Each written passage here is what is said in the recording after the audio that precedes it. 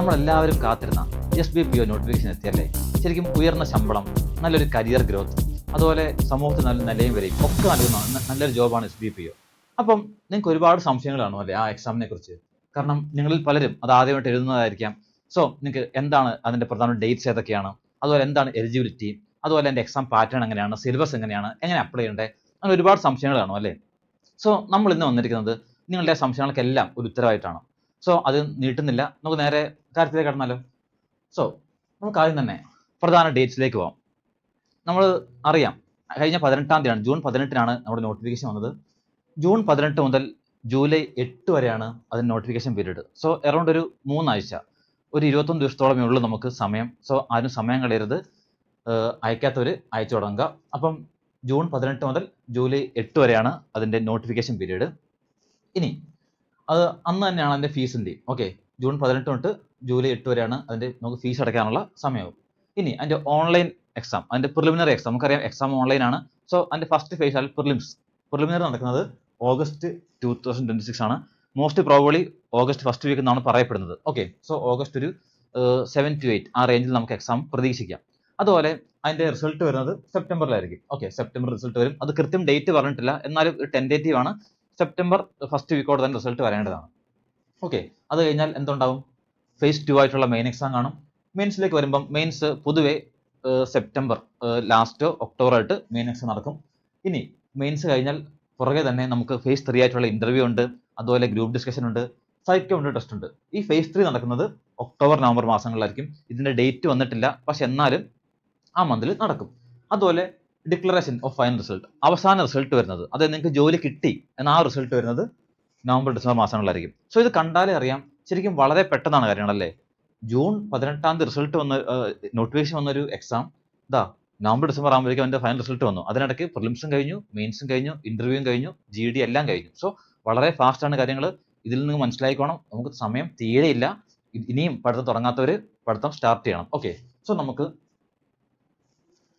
നേരെ അടുത്ത കാര്യത്തിലേക്ക് പോകാം. Number of chances. ഇത് പലർക്കും ഒരു തെറ്റിദ്ധാരണ ഉണ്ട്. ചാൻസസ് എന്ന് പറയുമ്പോൾ ആക്ച്വലി ഇപ്പം മിക്ക നമ്മുടെ UPSC-ക്കൊക്കെ ചാൻസസ് ഉണ്ടല്ലേ, നമ്പർ ഓഫ് ചാൻസസ് ഉണ്ട്. അതുപോലെ ഇപ്പം ബാങ്ക് എക്സാംസിനും ചാൻസസ് ഉണ്ട്, SSC-ക്കും ഉണ്ട്. പക്ഷേ ഈ ചാൻസസ് എന്ന് പറയുന്നത് പ്രിലിംസ് അല്ല, മെയിൻസിന്റെ കാര്യമാണ്. ഓക്കെ, നമുക്കറിയാം number of chances for general കാറ്റഗറിക്കൊക്കെ, ജനറൽ EWS അവർക്കെല്ലാവർക്കും നമ്പർ ഓഫ് ചാൻസസ് 6 ആണ്. 6 ചാൻസസ് ഉണ്ട്. അതും പറയട്ടെ, മെയിൻ എക്സാം ആണ്. ഓക്കെ, ഒരിക്കലും പ്രിലിംസ് അല്ല, മെയിൻസ് ആണ്. 6 വട്ടം മെയിൻസ് എഴുതിയവർക്കാണ് 7ാമത് എഴുതാൻ പറ്റാത്തത്. മറ്റൊന്ന് റിസർവേഷൻ കാറ്റഗറിക്ക്, ഇപ്പം SC ST അല്ല, OBC OEC അവർക്കൊക്കെ ആണെങ്കിൽ 9 വട്ടം വരെ എഴുതാം. എന്നാൽ SC ST ഒക്കെ ആണെങ്കിൽ, SC ST PWBD അവർക്കൊക്കെ ആണെങ്കിൽ ചാൻസസ് ഇല്ല. അവർക്ക് ചാൻസസ് ഇല്ലെന്നല്ല, അതിന് റെസ്ട്രിക്ഷൻ ഇല്ല, എത്ര വേണമെങ്കിലും എഴുതാം.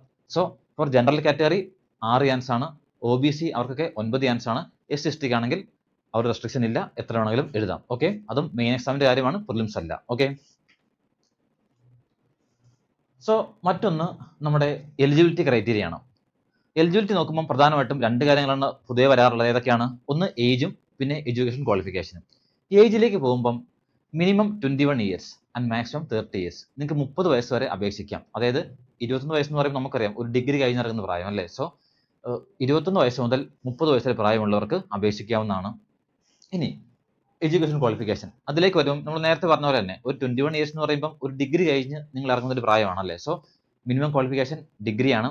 ഇവിടെ പ്രധാനപ്പെട്ട കാര്യം എന്താണ്, ഗ്രാജുവേഷൻ ഇൻ എനി ഡിസിപ്ലിൻ ആണ്. ബാങ്ക് എക്സാം ആണല്ലോ എന്ന് വിചാരിച്ച് BCom തന്നെ വേണമെന്നില്ല. നിങ്ങൾക്ക് BAയോ BSCയോ BTechോ ഈവൻ അതിനേക്കാൾ കൂടുതൽ ക്വാളിഫിക്കേഷൻ ഉണ്ട്, PG ഉണ്ടെങ്കിൽ പോലും പ്രശ്നമില്ല. ഓക്കെ, സോ ചുരുക്കി പറഞ്ഞു കഴിഞ്ഞാൽ നിങ്ങൾക്ക് ഒരു ഡിഗ്രി ഉണ്ടോ, നിങ്ങൾക്ക് എക്സാമിന് അപേക്ഷിക്കാം. ഓക്കെ, അതുപോലെ മറ്റൊന്ന്, ഇപ്പം ഈ വർഷം എക്സാം എഴുതിയിരിക്കുന്ന കുട്ടികൾ, നമുക്കറിയാം മാർച്ച് മാസത്തിലാണ് മിക്കവരുടെയും എക്സാംസ് ഒക്കെ കഴിഞ്ഞത്. സോ ഈ വർഷം എക്സാം എഴുതിയ കുട്ടികൾക്ക് അയക്കാമോ? ഉറപ്പായിട്ടും അയക്കാം. നിങ്ങൾ ഇതിൻ്റെ ഇന്റർവ്യൂ സമയത്ത്, കാരണം നമുക്ക് ഇന്റർവ്യൂ സമയത്താണ് ഡോക്യുമെന്റ് വെറിഫിക്കേഷൻ നടക്കുന്നത്. അപ്പോൾ ആ സമയം ആകുമ്പോഴേക്കും നിങ്ങൾക്ക് എന്ത് ചെയ്താൽ മതി, നിങ്ങളുടെ സർട്ടിഫിക്കറ്റ്സ് പാസ്സാക്കിയാൽ മതി. ഓക്കെ അല്ലേ. സോ 21 to 30 അതിൻ്റെ പ്രായപരിധി. ഇനി ഡിഗ്രിയാണ് ഇതിൻ്റെ ക്വാളിഫിക്കേഷൻ. ഓക്കെ, ഇനി അടുത്തത് സെലക്ഷൻ പ്രോസസ്സ്. വളരെ പ്രധാനപ്പെട്ടൊരു ഏരിയ ആണിത്. കാരണം ഇപ്പോൾ നമുക്കറിയാം ബാങ്ക് ആയിക്കോട്ടെ, SSC ആയിക്കോട്ടെ, ഇൻഷുറൻസ് ആയിക്കോട്ടെ, എല്ലാ എക്സാംസും ഒരു സിംഗിൾ എക്സാം ആയിട്ടല്ല നടക്കുന്നത്. എല്ലാം ശരിക്കും ചിലതിൽ ഫേസ് 2 ഉണ്ട്, ചിലതിൽ ഫേസ് 3 ഉണ്ടല്ലേ. പലപ്പോഴും 3 ഫേസ് ആണ് എക്സാം നടക്കാറ്. ഇതൊരു PO എക്സാം ആയതുകൊണ്ട് തന്നെ ഇതിന് 3 ഫേസസ് ഉണ്ട്. ഫസ്റ്റ് ഫേസ് എന്ന് പറയുന്നത് പ്രിലിംസ് ആണ്. സെക്കൻഡ് ഫേസ് എന്ന് പറയുന്നത് മെയിൻസ് ആണ്. തേർഡ് ഫേസ് എന്ന് പറയുന്നത് ഇന്റർവ്യൂ ആൻഡ് ഗ്രൂപ്പ് ഡിസ്കഷൻ ആണ്. ആ ഫേസിൽ തന്നെയാണ് എന്ത് വരുന്നത്, നമ്മുടെ സൈക്കോമെട്രി ടെസ്റ്റും വരുന്നത്. ഓക്കെ, സോ 3 ഫേസ് ആണ് ഈ എക്സാം. സോ നമുക്ക് ഓരോ ഫേസിനെ കുറിച്ചും ഡീറ്റെയിൽഡ് ആയിട്ട് പഠിക്കാം. ഇവിടെ ശ്രദ്ധിക്കേണ്ട കാര്യം ഫേസ് 1ഉം ഫേസ് 2ഉം എന്താണ്, ഒബ്ജക്റ്റീവ് MCQs ആണ്. എന്ന് പറയുമ്പോൾ നിങ്ങൾക്ക് ഒരു ചോദ്യം ചോദിക്കും, 5 ഓപ്ഷൻസ് കാണും. അങ്ങനെയാണ് ചോദ്യങ്ങളുടെ രീതി. പിന്നെ ഫേസ് 2ൽ മെയിൻ എക്സാം കഴിയുമ്പോൾ തന്നെ എന്തുണ്ട്, ഡിസ്ക്രിപ്റ്റീവ് ഉണ്ട്. നമുക്ക് ഡീറ്റെയിൽഡ് ആയിട്ട് ഇതെല്ലാം പരിചയപ്പെടാം. ഓക്കെ, സോ നമുക്ക് ആദ്യം ഫേസ് 1ലേക്ക് കടക്കാം. ഫേസ് 1 അതായത് പ്രിലിമിനറി എക്സാം, അതൊരു ഫിൽട്ടറിംഗ് എക്സാം ആണ്. ഓക്കെ, അതായത് എക്സാം അയക്കുന്ന എല്ലാ കുട്ടികളിൽ നിന്നും അവർക്ക് വേണ്ട ശരിക്കും എത്രയാണോ വേക്കൻസി അതിന്റെ 10 ഇരട്ടി ആളുകളെയാണ് പ്രിലിംസിന് എടുക്കുന്നത്. ഓക്കെ, സോ ഇവിടെ നമുക്ക് വേക്കൻസി 1500 അല്ലേ, സോ 1500 × 10, അപ്പം അതിന്റെ 10 ഇരട്ടി ആളുകളാണ് പ്രിലിംസിന് പൊതുവെ അവർ ക്ലിയർ ചെയ്ത് എടുക്കാറ്. സോ പ്രിലിമിനറി എക്സാം സിലബസ് നോക്കിയാൽ നമുക്കറിയാം, ഇംഗ്ലീഷ് ഉണ്ട്, ക്വാണ്ട് ഉണ്ട്, റീസണിംഗ് ഉണ്ട്. ഓക്കെ, ഇംഗ്ലീഷ്, ക്വാണ്ട് എന്ന് പറയുന്നത് വളരെ കണക്കാണ്, പിന്നെ റീസണിംഗ് ഉണ്ട്. 3 ടോപ്പിക്സ് ആണുള്ളത്. ശ്രദ്ധിക്കേണ്ട കാര്യം, SBPOയുടെ പ്രിലിമിനറിക്ക് എന്തില്ല, GA ഇല്ല. ജനറൽ അവയർനെസ് പ്രിലിംസിന്റെ ടോപ്പിക് അല്ല, അത് മെയിൻസിലേക്കേ ഉള്ളൂ. ഓക്കെ, സോ നമുക്കിനി സിലബസ് നമ്പർ ഓഫ് ക്വസ്റ്റ്യൻസ് നോക്കുവാണെങ്കിൽ നമുക്കറിയാം, ഏറ്റവും കൂടുതൽ ക്വസ്റ്റ്യൻസ് വരുന്നത് നമ്മുടെ ഇംഗ്ലീഷ് ലാംഗ്വേജിൽ നിന്നാണ്. 40 ചോദ്യങ്ങൾ. 40 ചോദ്യങ്ങൾ ഇംഗ്ലീഷിൽ നിന്ന് വരും, 30 എണ്ണം ക്വാണ്ടിയിൽ നിന്ന് വരും, 30 എണ്ണം റീസണിംഗിൽ നിന്ന് വരും. ഇവിടെ ശ്രദ്ധിക്കേണ്ട കാര്യം, 40 ചോദ്യങ്ങൾക്ക് 40 മാർക്കാണ്, 30 ചോദ്യങ്ങൾക്ക് 30 മാർക്ക്, 30 മാർക്ക്. സോ അതായത് ഒരു ചോദ്യത്തിന് 1 മാർക്കാണ് സ്കീം. അവിടെ ശ്രദ്ധിക്കേണ്ട കാര്യം, ഇതിനെല്ലാത്തിനും സെഷണൽ ടൈമിംഗ് ഉണ്ടെന്നുള്ളതാണ്. ഇംഗ്ലീഷിന് 20 മിനിറ്റ്, ക്വാണ്ടിന് 20 മിനിറ്റ്, റീസണിങ്ങിനും 20 മിനിറ്റ്. സോ നിങ്ങൾക്ക് മനസ്സിലായി കാണും, ഇവിടെ ഏറ്റവും കൂടുതൽ വെയിറ്റേജ് ഉള്ളത് ഇംഗ്ലീഷിനാണ്. 40 മാർക്കാണ് വെയിറ്റേജ്. ബാക്കി ക്വാണ്ടിനും റീസണിങ്ങിനും 30 മാർക്ക് വെച്ചേ ഉള്ളൂ. മറ്റൊരു കാര്യം, സെഷണൽ ടൈമിംഗ് ഉണ്ട്. അന്നേരം തന്നെ ശ്രദ്ധിക്കേണ്ട കാര്യം, ബാക്കി 3നും 20 മിനിറ്റേ ഉള്ളൂ. അപ്പോൾ 20 മിനിറ്റ് നമ്മൾ ക്വാണ്ടും റീസണിംഗ് ആണെങ്കിൽ 30 എണ്ണം ഡീൽ ചെയ്യേണ്ടി വരും. എന്നാൽ ഇംഗ്ലീഷ് ആകുമ്പോൾ നമുക്ക് 40 എണ്ണം ഡീൽ ചെയ്യേണ്ടി വരും. സോ അങ്ങനെ നോക്കുമ്പോൾ നമുക്കൊരു ഇംഗ്ലീഷിന്റെ ക്വസ്റ്റ്യൻ ചെയ്യാൻ നമുക്ക് കിട്ടുന്നത് അറൗണ്ട് 30 സെക്കൻഡേ കിട്ടുള്ളൂ, അര മിനിറ്റ്. സോ അത്രയും സ്പീഡിൽ നമ്മൾ കാര്യങ്ങൾ ചെയ്യേണ്ടതായിട്ടുണ്ട്. സോ അങ്ങനെ നോക്കുമ്പം നമുക്ക് ഇപ്പം ഇംഗ്ലീഷിൽ ചോദ്യങ്ങൾ അറിയാലോ, ഫിൽ ഇൻ ദി ബ്ലാങ്ക്സ് കാണും, ക്ലോസ് ടെസ്റ്റ് കാണും, പാരാ ജമ്പിൾ കാണും, അതുപോലെ RC കാണും. സോ ഇതൊക്കെ നിങ്ങൾക്ക് പെട്ടെന്ന് ചെയ്യണമെങ്കിൽ, നമുക്കറിയാം 30 സെക്കൻഡേ ഉള്ളൂ. സോ അത്രയും പെട്ടെന്ന് ചെയ്യണമെങ്കിൽ നിങ്ങൾക്ക് നിങ്ങളുടെ റീഡിംഗ് സ്പീഡ്, ഒക്കാബുലറി, ഗ്രാമർ ഇതെല്ലാം സെറ്റ് ആയിരിക്കണം. സോ നിങ്ങൾ ഇപ്പോഴേ തന്നെ ന്യൂസ് പേപ്പർ റീഡിംഗ് അടക്കം സ്റ്റാർട്ട് ചെയ്യണം. ഓക്കെ, സോ ഇതാണ് നമ്മുടെ ഒരു എക്സാം പാറ്റേൺ പ്രിലിംസിന്റെ. പക്ഷേ ഇവിടെ ശ്രദ്ധിക്കേണ്ട പ്രധാന ഒരു നോട്ടബിൾ പോയിന്റ് എന്ന് പറയുന്നത്, sectional wise no minimum cut off marks in each test area എന്ന് പറയുമ്പം സെക്ഷണൽ കട്ട് ഓഫ് ഇല്ല എന്നുള്ളതാണ്.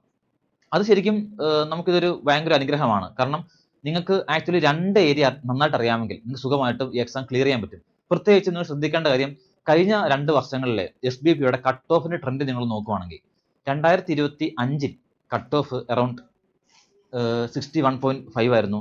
2024ലും കട്ട് ഓഫ് അറൌണ്ട് 60 ആയിരുന്നു. സോ ഇത്തവണ വേക്കൻസി, അന്നേരം വേറൊരു കാര്യമുള്ളത്, 24ലും 25ലും വേക്കൻസീസ് വളരെ കുറവായിരുന്നു, 500 600 ആയിരുന്നു. എന്നാൽ ഇത്തവണ വേക്കൻസി 1500 ഉണ്ട്. സോ അറൌണ്ട് 3 ഇരട്ടിക്ക് അടുത്തുണ്ട്. അങ്ങനെ നോക്കുമ്പം കട്ട് ഓഫ് ഇത്തവണയും കുറെ കൂടാനുള്ള ചാൻസ് ഇല്ല. ഇപ്പോഴും നമുക്കൊരു എക്സ്പെക്ടഡ് കട്ട് ഓഫ് എന്ന് പറയുന്നത് ഒരു 60 റേഞ്ചിൽ തന്നെയാണ്. ഒരു 60 to 65 വരില്ല, ആക്ച്വലി ഒരു 60 61 ആ റേഞ്ചിൽ വരാനാണ് ചാൻസ്. അങ്ങനെ നോക്കുമ്പം ശരിക്കും minimum cut off sectional wise ഇല്ലാത്തതുകൊണ്ട് തന്നെ നിങ്ങൾക്ക് ഒരു 2 ഏരിയ, ഒരു ഇംഗ്ലീഷും പ്ലസ് ഒരു ഏരിയയും കൂടെ നന്നായിട്ട് അറിയാമെങ്കിൽ സുഖമായിട്ട് ഈ എക്സാം ക്ലിയർ ചെയ്യാവുന്ന കാര്യമേ ഉള്ളൂ. ഓക്കെ, ഇനി അതല്ല, നിങ്ങൾക്ക് ഇംഗ്ലീഷും കൂടെ ബാക്കി ക്വാണ്ടും റീസണിങ്ങും തരക്കേടില്ലാതെ അറിയാമെങ്കിൽ പോലും നിങ്ങൾക്ക് വേണമെങ്കിൽ എക്സാം ക്ലിയർ ചെയ്യാൻ പറ്റും. സോ വളരെ നല്ലൊരു ചാൻസ് ആണ്. ഓക്കെ, സോ നമുക്കിനി അടുത്തത് ഫേസ് 2 മെയിൻ എക്സാമിന്റെ ആ ഒരു പാറ്റേൺ പരിചയപ്പെടാം. മെയിൻസിൽ ഇതാ നമ്മൾ വിചാരിച്ച പോലെ തന്നെ ആരും കൂടി വന്നിട്ടുണ്ട്, നമ്മുടെ ജനറൽ അവയർനെസ്സും ബാങ്കിങ് അവയർനെസ്സും വന്നിട്ടുണ്ട്. ഓക്കെ, അപ്പം മെയിൻസിൽ നോക്കിയാൽ അറിയാം, റീസണിങ് ആൻഡ് കമ്പ്യൂട്ടർ. നമ്മുടെ റീസണിങ് മാത്രമല്ല, ആ സെഷൻ എന്തുകൂടെ ചോദിക്കും, കമ്പ്യൂട്ടർ ചോദ്യങ്ങളോട് ചോദിക്കാറുണ്ട്. ഓക്കെ, അതിന്റെ 40 ചോദ്യങ്ങളാണ് ചോദിക്കാറ്, അതിന് 60 മാർക്കാണ്. 40 ചോദ്യങ്ങൾ 60 മാർക്ക് എന്ന് പറയുമ്പോഴേ മനസ്സിലായിക്കോണം, ചില ചോദ്യങ്ങൾക്ക് 2 മാർക്ക് വെച്ചായിരിക്കും. ഓക്കെ, അപ്പം നിങ്ങൾ ചോദ്യങ്ങൾ വായിക്കുന്നതിന്റെ കൂടെ തന്നെ ആ മാർക്ക് കൂടി നോക്കണം. ഓക്കെ, ഈ ചോദ്യം എത്ര മാർക്കിനാണ് നോക്കിയിട്ട് വേണം ആൻസർ ചെയ്യാനായിട്ട്. ഓക്കെ അല്ലേ? മറ്റൊന്ന് ജനറൽ അവയർനെസ്, ബാങ്കിങ് അവയർനെസ്. അത് നമ്മളുടെ GA. പൊതുവെ പറയാറുള്ളത് കറണ്ട് അഫയേഴ്സ്, അതായത് 6 മാസത്തെ കറണ്ട് അഫയേഴ്സ്. എന്നാണോ എക്സാം മെയിൻസ് നടക്കുന്നത്, ആ എക്സാം നടക്കുന്നതിൽ നിന്നും മെയിൻ ആയിട്ട് ചോദിക്കാറുള്ളത് 6 മാസത്തെ കറണ്ട് അഫയേഴ്സ് ആണ്. അപ്പോൾ നമ്മുടെ എക്സാം നടക്കുന്നത് നമ്മൾ നേരത്തെ പറഞ്ഞത് ഒക്ടോബർ മാസത്തിലാണ്. അങ്ങനെ നോക്കുമ്പം അറൗണ്ട് ഒരു ഏപ്രിൽ മുതൽ സെപ്റ്റംബർ വരെയുള്ള കറണ്ട് അഫയേഴ്സ് നിങ്ങൾക്ക് നന്നായിട്ട് അറിയാമെങ്കിൽ തന്നെ നിങ്ങൾക്ക് ഈ ഒരു സെക്കൻഡ് സെക്ഷൻ നന്നായിട്ട് അറ്റൻഡ് ചെയ്യാൻ പറ്റും. ഓക്കെ, അതിൻ്റെ കൂടെ ബാങ്ക് അവയർനെസ്സും ഉണ്ട്, അത് മറക്കരുത്. അതിന് 60 ക്വസ്റ്റ്യൻ ആണ്, അതിന് 60 മാർക്ക് വേണം. ഓക്കെ, അതിന് ഇത് അറ്റൻഡ് ചെയ്യാൻ നമുക്ക് 3/4 മണിക്കൂറുണ്ട്, 45 മിനിറ്റ് ഉണ്ട്. നമ്മുടെ ആദ്യത്തെ റീസണിങ്ങിനായിരുന്നെങ്കിൽ 50 മിനിറ്റ് ഉണ്ട്, ഇതിനാണെങ്കിൽ 45 മിനിറ്റ് ഉണ്ട്. ഓക്കെ, മൂന്നാമത്തെ സെക്ഷനാണ് ഇംഗ്ലീഷ് ലാംഗ്വേജ്. ഇവിടെയാണ് ഏറ്റവും രസകരമായ ഒരു കാര്യം. കാരണം നമ്മുടെ പ്രിലിംസിന് ഏറ്റവും കൂടുതൽ വെയിറ്റേജ് ഉണ്ടായിരുന്ന ടോപ്പിക്കായിരുന്നു ഇംഗ്ലീഷ്. മെയിൻസിലേക്ക് വന്നപ്പം ഏറ്റവും കുറവ് മാർക്കാണ് ഇംഗ്ലീഷിനാണ്. 40 ചോദ്യം 20 മാർക്ക് എന്ന് പറയുമ്പം ഒരു ചോദ്യത്തിന് നമുക്ക് അര മാർക്കേ ഉള്ളൂ. മനസ്സിലായോ? സോ മെയിൻസിൽ ഏറ്റവും കുറവ് വെയിറ്റേജ് ഇംഗ്ലീഷിനാണ്. പക്ഷേ കുറവ് വെയിറ്റേജ് പഠിക്കാതിരിക്കരുത്. കാരണം എന്തുകൊണ്ടാണ്? കാരണം ഇവിടെ സെക്ഷണൽ കട്ട് ഓഫ് ഉണ്ട്. ഓക്കെ, അപ്പം ഇംഗ്ലീഷിന് 40 ക്വസ്റ്റ്യൻ 20 മാർക്ക്, അത് 40 മിനിറ്റും ഉണ്ട്. സോ നമുക്ക് ഒരു ക്വസ്റ്റ്യൻ അറൗണ്ട് 1 മിനിറ്റ് അടുത്ത് കിട്ടുന്നുണ്ട്. നാലാമത്തേതാണ് ക്വാണ്ട്. ഇവിടെ ശ്രദ്ധിക്കേണ്ട ഒരു കാര്യം, നമുക്കുടെ ടോപ്പിക് പറഞ്ഞിരിക്കുന്നത്, ആ ടോപ്പിക്കിന്റെ പേര് പറഞ്ഞിരിക്കുന്നത് ക്വാണ്ടം എന്നല്ല. എന്താണ്? ഡേറ്റ അനാലിസിസ് എന്നാണ്. അപ്പോൾ എന്തുകൊണ്ടായിരിക്കും? കാരണം ക്വാണ്ടിലെ വളരെ പ്രധാനപ്പെട്ട ടോപ്പിക്കാണ് DI, data interpretation and analysis. അപ്പം ക്വാണ്ടിൽ നമുക്കറിയാം ഒരുപാട് സെക്ഷൻസ് ഉണ്ടല്ലോ. Time and work, time and distance, profit and loss, SICI, simplification, ഒരുപാട് ടോപ്പിക്സ് ഉണ്ട്. ഈ ടോപ്പിക്സ് എല്ലാം ക്വാണ്ടി ചോദിക്കുന്നത് തനിയെ ടോപ്പിക്സ് ആയിട്ടല്ല, ഇൻഡിവിജ്വലി അല്ല, അല്ലാതെ എന്താണ് DI ആയിട്ടാണ്. Time and work in DI, SICI in DI, profit and loss in DI, അങ്ങനെ DI ചേർത്താണ് ചോദിക്കാറ്. അതുകൊണ്ടാണ് ഇവിടെ എന്ത് വരുന്നത്, ഡേറ്റ അനാലിസിസ് ആൻഡ് ഇന്റർപ്രിറ്റേഷൻ എന്ന് ആ ഒരു ടോപ്പിക്കിന്റെ പേര് വന്നത്. ഓക്കെ, സോ ഇത് നാലാമത്തെ ടോപ്പിക് എന്ന് പറയുന്നത് ക്വാണ്ട് തന്നെയാണ്, പക്ഷേ അത് DI ചേർത്താണ് വരുന്നത് കൂടുതലും, അതുകൊണ്ടാണ് കേട്ടോ. അപ്പോൾ ക്വാണ്ടിലേക്ക് വരുവാണെങ്കിൽ 30 ക്വസ്റ്റ്യൻ ഉണ്ട്, 60 മാർക്കാണ് എന്ന് പറയുമ്പോൾ മനസ്സിലായിക്കോണം, ഒരു ക്വസ്റ്റ്യൻ 2 മാർക്കാണ്. ഓക്കെ, ഒരു ക്വസ്റ്റ്യൻ നമുക്ക് 2 മാർക്കാണ്, അതിന് 3/4 മണിക്കൂറുണ്ട്. സോ അങ്ങനെ ഓവറോൾ നോക്കുമ്പം ടോട്ടൽ ക്വസ്റ്റ്യൻസ് എന്ന് പറയുന്നത് 170 ആണ്, ടോട്ടൽ മാർക്സ് എന്ന് പറയുന്നത് 200 ആണ്. അപ്പോൾ 200-ലാണ് നമ്മളുടെ മാർക്ക് വരുന്നത്. ടോട്ടൽ 170 ക്വസ്റ്റ്യൻസ് ഉണ്ട്. മൊത്തം എക്സാം 3 മണിക്കൂറാണ്. ഓക്കെ, 3 അവർ എക്സാം ആയിരിക്കും. അപ്പോൾ ഇതൊരു വലിയ എക്സാം ആണ്. ഓക്കെ, അവിടെ ശ്രദ്ധിക്കേണ്ട മറ്റൊരു കാര്യം, നമ്മൾ ഇതുവരെ എന്തേ പറഞ്ഞിട്ടുള്ളൂ, ഒബ്ജക്റ്റീവിന്റെ കാര്യം മാത്രമേ പറഞ്ഞിട്ടുള്ളൂ. ഇപ്പോൾ നിങ്ങൾ ഈ സ്ക്രീനിൽ കാണുന്ന ഈ ടേബിളിലെ ഈ 4 ടോപ്പിക്സ്, ഇതെല്ലാം എങ്ങനെ ചോദിക്കുന്നത്? ഒബ്ജക്റ്റീവ് ആണ്, അതായത് MCQs ആണ്. മീൻസ് ഒരു ക്വസ്റ്റ്യൻ ചോദിക്കും, 5 ഓപ്ഷൻസ് കാണും, നിങ്ങൾ കുത്തിയാൽ മതി. ഓക്കെ അല്ലേ? ഇനി മെയിൻ സെക്ഷൻ അത് മാത്രമേ ഉള്ളൂ? അല്ല, ഇത് കഴിയുമ്പോൾ എന്തുകൂടി ഉണ്ട്? ഡിസ്ക്രിപ്റ്റീവ് കൂടി വരുന്നുണ്ട്. നമുക്ക് അതിലേക്കും പോവാം. അപ്പോൾ മെയിൻസിന്റെ കാര്യം പറയുവാണെങ്കിൽ ശരിക്കും നമുക്കറിയാം 4 സെക്ഷൻസ് ഉണ്ടല്ലോ, GA, ക്വാണ്ട്, ഇംഗ്ലീഷ്, റീസണിങ്. ഈ 4 സെക്ഷനും നിങ്ങൾ സെപ്പറേറ്റ് തന്നെ ജയിക്കണം മെയിൻസിന്. അത് കൂടാതെ ഞാൻ നേരത്തെ പറഞ്ഞിരുന്നു, മെയിൻസിന്റെ എക്സാം ഒബ്ജക്റ്റീവ് കഴിയുമ്പോൾ തൊട്ട് പുറകെ എന്തുണ്ട്? ഡിസ്ക്രിപ്റ്റീവ് ഉണ്ട്. ആ ഡിസ്ക്രിപ്റ്റീവ് നിങ്ങൾ ജയിക്കേണ്ടതായിട്ടുണ്ട് ഇൻഡിവിജ്വലി. ഓക്കെ, അത് ശ്രദ്ധിച്ചോണം. അതുപോലെ മെയിൻസിലേക്ക് വരുമ്പം മെയിൻ എക്സാം ക്ലിയർ ചെയ്ത് നമുക്ക് എന്തിലേക്ക് പോകാം? ഇന്റർവ്യൂവിലേക്ക് പോകാം. അപ്പം എത്രയാണോ വേക്കൻസി അതിന്റെ 3 ഇരട്ടി കുട്ടികളെയാണ് മെയിൻസിൽ സെലക്ട് ചെയ്യുന്നത്, അല്ല ഇന്റർവ്യൂവിൽ സെലക്ട് ചെയ്യുന്നത്. അതായത് പ്രിലിംസിന് എങ്ങനെയാണ്? എത്രയാണോ വേക്കൻസി 10 ഇരട്ടി കുട്ടികളെ പ്രിലിംസിന് പാസ്സാക്കി വിടും. എന്നാൽ മെയിൻസിലേക്ക് വരുമ്പം എത്രയാണോ വേക്കൻസി അതിന് 3 ഇരട്ടി കുട്ടികളായിരിക്കും മെയിൻസ് ക്ലിയർ ചെയ്യുന്നത്. അത് നിങ്ങളുടെ മനസ്സിൽ നിന്ന് വെച്ചാൽ മതി. ഓക്കെ, അതൊരു അപ്രോക്സിമേറ്റ് ആയിട്ടുള്ളൊരു കണക്കാണ്. അതൊന്ന് മൈൻഡിൽ ഒരു ഐഡിയ ഉണ്ടായി. അപ്പം നമ്മുടെ വേക്കൻസി 1500 ആകുമ്പം അറൗണ്ട് ഒരു 4500-നും 5000-നും ഇടയ്ക്ക് കുട്ടികളെ മെയിൻസ് ക്ലിയർ ചെയ്യാനായിട്ട് സാധിക്കും. ഓക്കെ, അതാണ് കണക്ക്. ഇനി അടുത്തത് ഡിസ്ക്രിപ്റ്റീവ്. നമ്മൾ നേരത്തെ പറഞ്ഞിരുന്നു, മെയിൻ എക്സാമിന്റെ കാര്യം വരുമ്പോഴേക്കും മെയിൻസ് കഴിഞ്ഞ ഒബ്ജക്റ്റീവ് എക്സാം കഴിയുന്ന തൊട്ട് പുറകെ തന്നെ എന്തുണ്ടാവും? ഡിസ്ക്രിപ്റ്റീവ് ഉണ്ടാവും. അതൊരു ഹാഫ് ആൻ അവർ എക്സാം ആയിരിക്കും. 30 മാർക്കിനായിരിക്കും, 2 ടോപ്പിക് കാണും. ഡിസ്ക്രിപ്റ്റീവിന് you have to deal with 2 topics എന്ന് പറയുമ്പം ഒരു അരമണിക്കൂർ എക്സാം ആയിരിക്കും, 15 മിനിറ്റ് വെച്ച്. ഓക്കെ, അപ്പോൾ പ്രധാനമായിട്ടും അതിനകത്ത് ഇപ്പം നേരത്തെയൊക്കെ ലെറ്റർ റൈറ്റിംഗ് ആയിരുന്നു, ഇപ്പോൾ അത് മാറി ഇമെയിൽ റൈറ്റിംഗ് ആയിട്ടുണ്ട്. ഒരു ഇമെയിൽ അയക്കണം, അത് മിക്കവാറും ഒരു ഒഫീഷ്യൽ മെയിൽ ആയിരിക്കും. ഒരു ബാങ്ക് മാനേജർക്കോ അല്ലെങ്കിൽ എന്തെങ്കിലും പരാതിയായിട്ടോ അങ്ങനെ ഒരു ഒഫീഷ്യൽ മെയിൽ ആയിരിക്കും. നമ്മുടെ ATM കാർഡിന്റെ ഒരു ഇതിന് വേണ്ടിയിട്ടോ അല്ലെങ്കിൽ ഒരു പാസ്ബുക്കിന് വേണ്ടിയിട്ടോ വാട്ടവർ, അങ്ങനെ ഒരു പുതിയ അക്കൗണ്ട് ഓപ്പണിങ്ങിന് വേണ്ടിയിട്ടോ അങ്ങനെ ഒരു ബാങ്ക് മാനേജർക്കോ ഒക്കെ അയക്കുന്ന ഒരു മെയിൽ ഒഫീഷ്യൽ മെയിൽ ആയിരിക്കും. അതുണ്ട്. മറ്റൊന്ന് പ്രിസൈസ് റൈറ്റിംഗ് ആണ്. അതായത് അവരൊരു ടോപ്പിക് വരും, നമ്മൾ അതിനെ ചെറുതാക്കി എഴുതണം, അല്ലെങ്കിൽ essay റൈറ്റിംഗ്. അപ്പോൾ അതൊക്കെ ശരിക്കും ആക്ച്വലി ഇവിടെ ശ്രദ്ധിക്കേണ്ട കാര്യം, ഇതൊരിക്കലും ടൈപ്പിംഗ് സ്പീഡ് അല്ല ഇവിടുത്തെ മാനദണ്ഡം. പലർക്കും അങ്ങനെ തെറ്റിദ്ധാരണയുണ്ട്. ഇപ്പം ഡിസ്ക്രിപ്റ്റീവ് വരുമ്പോഴേക്കും ഈ നമ്മൾ ഈ സ്റ്റെനോക്കും ഈ നമ്മുടെ ഈ ടൈപ്പ് റൈറ്റിംഗ് എക്സാം ഒക്കെ അതിന് അത്രയും സ്പീഡ് ഇവിടെ വേണ്ട. ഇവിടെ പ്രധാനമായിട്ടും അവർ ചെക്ക് ചെയ്യുന്ന കാര്യം എന്ന് വെച്ചാൽ നിങ്ങളുടെ സ്പെല്ലിംഗ് ആൻഡ് ഗ്രാമറ്റിക്കൽ എറേഴ്സ് ആണ്. അവിടെ നിങ്ങൾ ഒരു ടോപ്പിക് കിട്ടിയാൽ നിങ്ങൾ അത്യാവശ്യം സ്പെല്ലിംഗ് മിസ്റ്റേക്ക് ഇല്ലാതെ ഗ്രാമർ മിസ്റ്റേക്ക് ഇല്ലാതെ നിങ്ങൾക്ക് എഴുതാൻ സാധിച്ചാൽ അത് മതി. ഇവിടെ പലരുടെയും ചെയ്യുന്നൊരു മിസ്റ്റേക്ക് എന്താണെന്ന് വെച്ച് കഴിഞ്ഞാൽ, ശരിക്കും കുറച്ചുകൂടെ നല്ല വലിയ വാക്ക് ഉപയോഗിച്ചാലല്ലേ ഒന്ന് ഇമ്പ്രസ് ചെയ്യാൻ പറ്റുള്ളൂ എന്നൊരു തെറ്റിദ്ധാരണയിൽ പലരും കടുകട്ടി ഇംഗ്ലീഷും കടുകട്ടി നീണ്ട വാക്കുകളൊക്കെ ഉപയോഗിക്കും. അത് വേണ്ട. നിങ്ങൾ കിട്ടിയ ടോപ്പിക്ക് വളരെ സിമ്പിൾ ലാംഗ്വേജിൽ, വളരെ ലളിതമായ ഭാഷയിൽ വളരെ ചെറിയ ചെറിയ സെന്റൻസ് നിങ്ങൾ എഴുതി വെച്ചാൽ മതി. ഓക്കെ, അതായത് ആ ടോപ്പിക്കിനെ കുറിച്ച് ഒരു ഏകദേശം ഐഡിയ മതി. ഓക്കെ, ഇവിടെ പിന്നെ എനിക്ക് തോന്നുന്നു അത്യാവശ്യം നമുക്കിപ്പം നമ്മളെല്ലാവരും തന്നെ അത്യാവശ്യം സിസ്റ്റം ഒക്കെ ഉപയോഗിച്ച് പരിചയമുള്ളവരായതുകൊണ്ട് തന്നെ ഒരിക്കലും ടൈപ്പിംഗ് സ്പീഡ് നിങ്ങൾക്ക് ഒരു ഇഷ്യൂ ആവാനുള്ള വഴി കുറവാണ്. ഓക്കെ, അതുകൊണ്ട് ഇത് നിങ്ങൾ പേടിക്കേണ്ട. ഡിസ്ക്രിപ്റ്റീവ് നിങ്ങൾക്ക് വളരെ എളുപ്പത്തിൽ തന്നെ ജയിക്കാവുന്ന കേസുള്ളൂ. സോ അങ്ങനെ നോക്കുമ്പം മെയിൻ എക്സാമിന്റെ ഒബ്ജക്റ്റീവിന്റെ 3 മണിക്കൂറും ഡിസ്ക്രിപ്റ്റീവിന്റെ 30 മിനിറ്റോട് നോക്കുമ്പോൾ മൊത്തം 3.5 മണിക്കൂറായിരിക്കും നിങ്ങളുടെ ഒബ്ജക്റ്റീവ് എക്സാം വരുന്നത്. ഓക്കെ, അപ്പോൾ മൊത്തത്തിൽ 3.5 മണിക്കൂറായിരിക്കും എക്സാം. പിന്നെ ശ്രദ്ധിക്കേണ്ട കാര്യം എപ്പോഴും എക്സാമിന് 1 hour മുന്നേ തന്നെ നിങ്ങളുടെ റിപ്പോർട്ടിംഗ് ടൈം കാണാം. ഓക്കെ, സോ അങ്ങനെ നോക്കുമ്പോഴേക്കും ശരിക്കും ഒരു 4.5 മണിക്കൂറോളം വരുന്ന ഒരു one of the biggest exam ആയിരിക്കും SBPOയുടെ മെയിൻസ് എന്ന് പറയുന്നത്. ഓക്കെ അല്ലേ? സോ ഇനി നമ്മുടെ അവസാന സെലക്ഷൻ നമുക്കറിയാം. പ്രിലിംസും കഴിഞ്ഞു, മെയിൻസും കഴിഞ്ഞാൽ പിന്നീട് എന്തുണ്ട്? നമ്മുടെ ഇന്റർവ്യൂ കൂടെ ഉണ്ടല്ലേ. ഇന്റർവ്യൂ ആണ് phase 3 എന്ന് പറയുന്നത്. സോ ഒരു കാൻഡിഡേറ്റ് അപ്പൊ ഇന്റർവ്യൂവിന്റെ കൂടെ തന്നെ എന്തും വരും? GDയും കൂടെ വരാറുണ്ട്. സോ ഒരു കാൻഡിഡേറ്റ് ഉറപ്പായിട്ടും phase 1 എന്ന് പറയുന്നത് ആക്ച്വലി പ്രിലിംസ് എന്ന് പറയുന്നത് ഒരു എന്താ പറയുക, ഒരു ക്വാളിഫയിങ് നേച്ചർ ആണ്. അതായത് നിങ്ങളത് പാസ് ആയാൽ മതി. അവിടെ മാർക്കിന് വലിയ ഇമ്പോർട്ടൻസ് ഇല്ല. കട്ട് ഓഫിനേക്കാൾ കൂടുതൽ മാർക്ക് വേണമെന്നേ ഉള്ളൂ. എന്നാൽ phase 2 മെയിൻ എക്സാം, അതുപോലെ phase 3 ഇന്റർവ്യൂ, ഇതിന്റെ മാർക്സും വളരെ ഇമ്പോർട്ടന്റ് ആണ്. മെയിൻ എക്സാമിന്റെ മാർക്കും അതുപോലെ ഇന്റർവ്യൂവിന്റെ മാർക്കും ഇത് രണ്ടും കൂടി കൂട്ടിയിട്ടാണ് ആക്ച്വലി ഒരു അവസാനത്തെ ക്യുമുലേറ്റീവ് കട്ട് ഓഫ് ഇടുന്നത്. മനസ്സിലായോ? അതായത് നിങ്ങൾ മെയിൻ എക്സാമിന് ജയിക്കണം, ഇന്റർവ്യൂവിനും ജയിക്കണം. ഇത് രണ്ടിന്റെയും മാർക്ക് കൂടി കൂട്ടിയിട്ട് ആഡ് ചെയ്തിട്ടാണ് അവർ ക്യുമുലേറ്റീവ് ആയിട്ടുള്ള ഒരു കട്ട് ഓഫ് ഇടുന്നത്. സോ ആ ഒരു കാര്യം കൂടെ മനസ്സിൽ വേണം. ഓക്കെ, അപ്പം മെയിൻ എക്സാമിന്റെ മാർക്ക് എന്ന് പറയുമ്പോൾ അതിനകത്ത് ഏതും വരും, ഡിസ്ക്രിപ്റ്റീവ് വരും കേട്ടോ. അപ്പം മെയിൻ എക്സാം പ്ലസ് ഡിസ്ക്രിപ്റ്റീവ് പിന്നെ ഇന്റർവ്യൂവിന്റെ കൂടെ തന്നെയാണ് എന്തും വരുന്നത്, GDയും വരുന്നത്. ശ്രദ്ധിക്കേണ്ട കാര്യം GD എന്ന് കേൾക്കുമ്പോഴേ പേടിക്കേണ്ട ആവശ്യമില്ല. അത്യാവശ്യം പത്രവായനമുള്ളവർക്ക് സുഖമായി ഡിഗ്രി ആവുന്ന കേസേ ഉള്ളൂ. പിന്നെ ഈ പറഞ്ഞ പോലെ SBI POക്ക് മാത്രമാണ് ഗ്രൂപ്പ് ഡിസ്കഷൻ വരാറുള്ളൂ.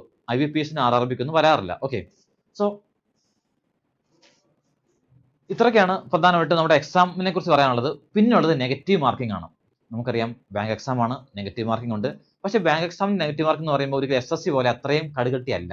കാരണം ഈ SSCയിലും PSCയിലൊക്കെ എന്ന് വെച്ചാൽ 0.3 ആണല്ലേ. നമുക്ക് 0.3 ആണ് നമ്മുടെ, അതായത് 3 തെറ്റിയതിന് 1 മാർക്ക് എടുത്ത് പോകും. എന്നാൽ ഇവിടെ അങ്ങനെയല്ല, 0.25 ആണ്, അതായത് 1/4 ആണ് എന്ന് പറയുമ്പോൾ നിങ്ങൾക്ക് 4 തെറ്റിയാലും നിങ്ങളുടെ 1 മാർക്കേ പോവുള്ളൂ. 1 മാർക്കേ പോവുള്ളൂ എന്നല്ല, 1 മാർക്ക് പോകും. അതുകൊണ്ട് തന്നെ സംഗതി കുറച്ചുകൂടി ലിബറലാണ്. SSC വെച്ച് നോക്കുമ്പോൾ കുറച്ചുകൂടി ലിബറലായിരിക്കും. 0.25 ആണ് നിങ്ങളുടെ നെഗറ്റീവ് മാർക്കിംഗ്. അതൊന്ന് ശ്രദ്ധിച്ചോണം. ഓക്കെ, അപ്പോൾ അതൊന്ന് ശ്രദ്ധിച്ചോണം. അപ്പം പിന്നെ അറ്റൻഡ് ചെയ്യാത്ത ക്വസ്റ്റ്യൻസിന് മാർക്ക് പോവില്ല.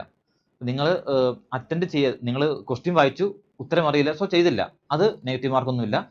ഉത്തരം കിട്ടിയാൽ, ശരിയായി കഴിഞ്ഞാൽ 1 മാർക്ക്, തെറ്റിപ്പോയാൽ 0.25 കുറയും. ഇനി നമുക്കറിയാം മെയിൻ എക്സാം നിങ്ങൾ കണ്ടായിരുന്നു. ചില ടോപ്പിക്സിനൊക്കെ പ്രത്യേകിച്ച് മെയിൻസിൽ ക്വാണ്ടിലൊക്കെ നിങ്ങൾ കണ്ടു കാണും, 30 ക്വസ്റ്റ്യൻ 60 മാർക്കായിരുന്നു. അപ്പോൾ ഒരു ക്വസ്റ്റ്യൻ 2 മാർക്ക് വെച്ചിട്ടുണ്ട്. അങ്ങനെ നോക്കുമ്പോൾ 1/4 എന്ന് പറയുമ്പോൾ അര മാർക്ക് പോകും കേട്ടോ. ഒരു ക്വസ്റ്റ്യൻ കിട്ടിയാൽ, അങ്ങനത്തെ ഇതിനൊക്കെ ഒരു ക്വസ്റ്റ്യൻ കിട്ടിയാൽ നിങ്ങൾക്ക് 2 മാർക്ക് കിട്ടും, തെറ്റിപ്പോയാൽ നിങ്ങൾക്ക് അര മാർക്ക് കുറയും. ഓക്കെ, അങ്ങനെയാണ് നെഗറ്റീവ് മാർക്കിങ്ങിന്റെ ഒരു സ്കീം വരുന്നത്. ഇനി എങ്ങനെയാണ് അപ്ലൈ ചെയ്യേണ്ടതെന്നുള്ളത്, നിങ്ങൾ SBIയുടെ ഒഫീഷ്യൽ വെബ്സൈറ്റിൽ കയറിയാൽ നിങ്ങൾക്ക് കരിയർ എന്നൊരു ഓപ്ഷൻ കാണും. ആ കരിയറിൽ നിങ്ങൾക്ക് കറണ്ട് ഓപ്പണിംഗ്സ് എടുത്തു കഴിഞ്ഞാൽ നിങ്ങൾക്ക് ഇത് കിട്ടാവുന്നേ ഉള്ളൂ. അല്ലെങ്കിൽ ഇതൊന്നും വേണ്ട, നിങ്ങൾ വെറുതെ ഗൂഗിൾ ചെയ്താൽ മതി, നിങ്ങൾക്ക് ഉറപ്പായിട്ടും നേരെ ലിങ്കിലേക്ക് പോകാനായിട്ട് പറ്റും. ഓക്കെ, സോ മറക്കരുത് ആ ഡേറ്റ്സ്. 8 വരെ, ജൂലൈ 8 വരെ സമയമുള്ളൂ. ഇപ്പോൾ തന്നെ ജൂൺ അവസാനിക്കാറായി. സോ സമയം തീരെയില്ല. അയക്കാത്തവർ ഉറപ്പായിട്ടും ഇന്ന് തന്നെ അയക്കുക. ഓക്കെ, മറ്റൊരു കാര്യം പറയാനുള്ളത് എന്തൊക്കെയാണ് അപ്ലൈ ചെയ്യാൻ വേണ്ടതെന്നുള്ളതാണ്. ശരിക്കും ഇപ്പോൾ SSCയും PSCക്കും നമുക്കറിയാം 1 ടൈം രജിസ്ട്രേഷൻ ആണല്ലേ. ഒരു വട്ടം രജിസ്റ്റർ ചെയ്താൽ മതി, പിന്നെ അങ്ങോട്ടേക്ക് നിങ്ങൾ അപ്ലൈ ചെയ്താൽ മാത്രം മതി. 1 ക്ലിക്ക് പരിപാടി തീരും. പക്ഷെ ഇവിടെ അങ്ങനെയല്ല. ബാങ്ക് എക്സാമിന് എന്ന് പറയുമ്പോൾ, ഇൻഷുറൻസ് ഒക്കെ ആകുമ്പോൾ ഓരോ വട്ടവും നിങ്ങൾ അപ്ലൈ ചെയ്യണം. അപ്പോൾ ശ്രദ്ധിക്കേണ്ടത് എന്തൊക്കെ ഡോക്യുമെന്റ്സാണ് വേണ്ടത്? ഒന്നാമത് വേണ്ടത് നിങ്ങളുടെ സ്കാൻഡ് ഫോട്ടോഗ്രാഫ് ആണ്. ഓക്കെ, സ്കാൻ ചെയ്ത ഫോട്ടോഗ്രാഫ് വേണം. അതുപോലെ സിഗ്നേച്ചർ വേണം, ലെഫ്റ്റ് തമ്പ് ഇംപ്രഷൻ വേണം, ഡിക്ലറേഷൻ വേണം, അതുപോലെ ഒരു വാലിഡ് ഇമെയിൽ ID വേണം. അതിപ്പോൾ എല്ലാവർക്കും കാണും. പക്ഷെ ബാക്കി നിങ്ങൾ എക്സാമിന് അപ്ലോഡ് ചെയ്യാൻ നേരത്ത് ഇത്രയും ഡേറ്റാസ് വേണം. ഇതൊക്കെ വേണമെന്ന് പറയുമ്പം സോഫ്റ്റ് കോപ്പി ആയിട്ട് വേണം. നമ്മുടെ എക്സാമിന്റെ നോട്ടിഫിക്കേഷനകത്ത് കൃത്യമായിട്ട് ഒരു അളവ് പറയുന്നുണ്ട്, എത്ര പിക്സൽ വേണം, അതുപോലെ എത്ര MB വേണം എന്ന് പറയുന്നുണ്ട്. സോ കൃത്യമായിട്ടുള്ള അളവിൽ നിങ്ങളത് നിങ്ങളുടെ മെയിലിൽ സൂക്ഷിച്ചാൽ നിങ്ങൾക്ക് പിന്നെ വരുന്ന എക്സാംസിന് ഉപയോഗിക്കാം. ഓക്കെ, സോ ഇത്രയും കാര്യങ്ങൾ വേണം. മറ്റൊന്ന് വേണ്ടത് ഫോട്ടോ എന്ന് പറയുമ്പം നിങ്ങളുടെ സ്കാൻ ഫോട്ടോഗ്രാഫ് വേണം. അത് കൂടാതെ ഫിസിക്കലി ഫോട്ടോ വേണം. കാരണം നമ്മുടെ ഹോൾ ടിക്കറ്റിൽ ഒട്ടിക്കാൻ ഒരു ഫോട്ടോ വേണം. അതുപോലെ എക്സാം സെന്ററിൽ കൊടുക്കാനായിട്ടും 2 ഫോട്ടോസ് വേണം. സോ ചുരുക്കി പറഞ്ഞാൽ ഫോട്ടോസ് ഫിസിക്കലിയും വേണം. ഓക്കെ, അപ്പോൾ പിന്നെ റിസന്റ് ഫോട്ടോ എന്നാണ് പറയുന്നത്. സോ അതുകൊണ്ട് തന്നെ നിങ്ങളുടെ കയ്യിൽ ഫോട്ടോസ് പഴയതാണെങ്കിൽ ഞാൻ റെക്കമെൻഡ് ചെയ്യുന്നത് എപ്പോഴും നിങ്ങൾ പുതിയൊരു ഫോട്ടോ എടുക്കാൻ തന്നെയായിരിക്കും. ഓക്കെ, സോ നിങ്ങൾ പഴയ ഫോട്ടോ വെച്ച് അപ്ലൈ ചെയ്യരുത്. മാക്സിമം നിങ്ങൾ കാരണം ഇതിനോട്ട് കുറേ എക്സാംസ് വരുമല്ലോ. സോ അത് നിങ്ങൾക്ക് അത് യൂസ് ചെയ്യാം. സോ അതുകൊണ്ട് തന്നെ നിങ്ങൾ ഒരിക്കലും ഓൾഡ് ഫോട്ടോ കയ്യിലുണ്ടെങ്കിൽ അത് യൂസ് ചെയ്യരുത്. എല്ലാവരും സ്റ്റുഡിയോയിൽ പോയി തന്നെ ഒരു പുതിയ ഫോട്ടോ എടുക്കുക. അത് ആ ഫോട്ടോ എടുക്കുന്ന കൂടെ തന്നെ നിങ്ങൾ ഇതെല്ലാം ചെയ്തു പോവാണെങ്കിൽ നിങ്ങൾക്ക് അവരോട് പറഞ്ഞാൽ മതി, മെയിൽ ചെയ്യാൻ പറയുവാണെങ്കിൽ അത് മെയിലിലേക്ക് ഇടുവാണെങ്കിൽ നിങ്ങൾക്ക് വരുന്ന എല്ലാ എക്സാംസിനും അത് തന്നെ യൂസ് ചെയ്യാൻ പറ്റും. ഓക്കെ അല്ലേ? ഇനി ആപ്ലിക്കേഷൻ ഫീസ് അവസാനമായിട്ട് ജനറലുകാർക്ക്, ജനറൽ EWS OBC കാൻഡിഡേറ്റ്സിനൊക്കെ 750 രൂപയാണ് ഫീസ്. എന്നാൽ SC ST-കാർക്ക് ഫീസ് ഇല്ല, ഫ്രീ ആണ്. ഓക്കെ, സോ അതാണ് ഫീസിന്റെ കാര്യം. സോ നിങ്ങൾ ആപ്ലിക്കേഷൻ ഡേറ്റ് എന്നാണോ അന്ന് തന്നെയാണ് ഫീസിന്റെ ലാസ്റ്റ് ഡേറ്റ്. അന്ന് രാത്രി 12 മണി വരെയാണ് സമയം. ഓക്കെ, അതുകൊണ്ട് നിങ്ങൾ അവസാനത്തേക്ക് വെക്കരുത്. അവസാനമാകുമ്പോഴേക്കും ഈ പേയ്മെന്റ് ഇഷ്യൂ ഒക്കെ നമുക്ക് ഡിലേ ആയി പോയി. നിങ്ങൾ ആപ്ലിക്കേഷൻ എല്ലാം മിക്കവാറും ചെയ്യുന്ന ഒരു കാര്യം, ആപ്ലിക്കേഷൻ എല്ലാം പൂരിപ്പിച്ച് വെക്കും, ഫീസ് അവസാനത്തേക്ക് വെക്കും. അന്നേരം നമുക്ക് ഫീസിന്റെ കേസ് വരുമ്പോൾ ഒരു മെയിൻ പ്രശ്നം നമ്മുടെ IPSN site open, SBI site open ആയിരിക്കണം. അറ്റ് ദ സെയിം ടൈം ബാങ്കിന്റെ ഓക്കെ ആയിരിക്കണമല്ലോ. സോ അതുകൊണ്ട് നിങ്ങൾ അത് നീട്ടിക്കൊണ്ട് പോകരുത്, എത്രയും പെട്ടെന്ന് തന്നെ ചെയ്യണം. ഓക്കെ, സോ ഇനി ഈ എക്സാമിന് വേണ്ടി ടൈം നിങ്ങൾക്ക് എന്താ ഒരുക്കിയേക്കണം എന്നുള്ളത്. ശരിക്കും നമ്മുടെ എറണാകുളത്ത് നിങ്ങൾക്കറിയാം ടൈമിന്റെ ആലുവ, മൂവാറ്റുപുര, പെരുമ്പാവൂർ, രവിപുരം, തൃപ്പൂണിത്തറ, പാലാരിവട്ടം എല്ലായിടത്തും ടൈം സെന്റേഴ്സ് ഉണ്ട്. ഈ എല്ലായിടത്തും നമ്മൾ SBI POക്ക് വേണ്ടി സ്പെഷ്യൽ ബാച്ചസ് സ്റ്റാർട്ട് ചെയ്യുന്നുണ്ട്. ഓക്കെ, ഈ ജൂലൈ ഫസ്റ്റ് വീക്ക് തന്നെ എല്ലായിടത്തും SBI PO special batch start ചെയ്യുന്നുണ്ട്. ശരിക്കും ഈ ബാച്ചിന്റെ പ്രധാന ഉദ്ദേശം ഈ SBI PO ബേസ് ചെയ്ത് നിങ്ങളെ ആ കോഴ്സ് തീർത്ത് കംപ്ലീറ്റ് ആക്കി എക്സാമിന് സെറ്റ് ആക്കുക എന്നുള്ളതാണ്, including interview and GD. Okay, so നിങ്ങൾക്ക് എക്സാമിനെ കുറിച്ചുള്ള എന്ത് ഡൗട്ടുകളാണെങ്കിലും നമ്മുടെ ബാച്ചിനെ കുറിച്ചുള്ള കാര്യങ്ങളാണെങ്കിലും നിങ്ങൾക്ക് എന്തെങ്കിലും സംശയങ്ങളുണ്ടെങ്കിൽ നിങ്ങളുടെ നിയറസ്റ്റ് ടൈം സെന്ററുമായിട്ട് ബന്ധപ്പെടുക. ഓക്കെ, സോ ഇത്രയേ ഉള്ളൂ. സോ നേരത്തെ പറഞ്ഞ പോലെ തന്നെ 8-ാം തീയതിയാണ് നിങ്ങളുടെ ലാസ്റ്റ് ഡേറ്റ് വരുന്നത്. സോ ആരും അധികം സമയം കളയാതെ എക്സാമിന് അപ്ലൈ ചെയ്യുക. അതുപോലെ നിങ്ങൾക്ക് എക്സാമിന് ബന്ധപ്പെട്ട് എന്ത് സംശയങ്ങളുണ്ടെങ്കിലും നിങ്ങൾ ഞങ്ങളെ ബന്ധപ്പെടുക.